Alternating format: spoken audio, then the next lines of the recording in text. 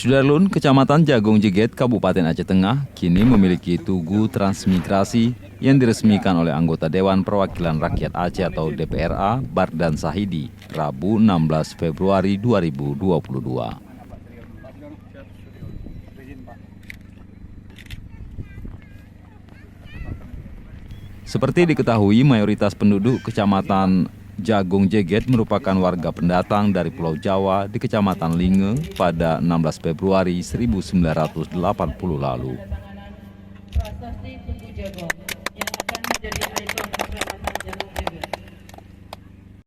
Ini rencana 10 panjang, kemudian Saat ini Jagung Jeget telah tumbuh dan berkembang menjadi sebuah pemerintah kecamatan di kabupaten penghasil kopi Arabica tersebut. antara 10 Masyarakat di Kecamatan Jagung Jeget menjadi sentra pertanian kebun kopi dan hortikultura di Kabupaten Aceh Tengah.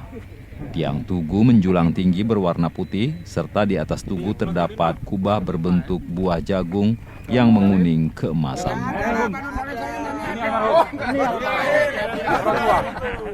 Saya generasi keduanya. Ini dia ya. Ini Juwarno. Ini Bapak. Ini dia. Yang di atas itu rombongan. Juwarno. Semua. Ini kenapa garis miring? memang 2 nama ini. 2 nama dia. 1 orang.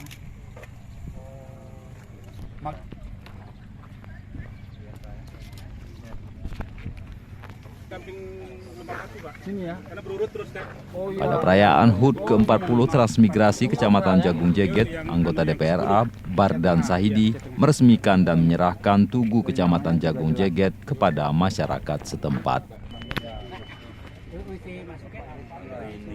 Ya, alhamdulillah memang pembuatan tugu jagung ini secara swadana dan swadaya oleh masyarakat dengan partisipasi panitia pembangunan tugu. Selain untuk taman edukasi dan taman bermain, juga ruang memorialisasi sejarah ketika dulu UPT Transmigrasi Jagung Jeget pertama kali masuk ke Kecamatan Linge di Belantara Jagung, masih unit pemukiman transmigrasi, tepat pada tanggal 16 Februari tahun 1980.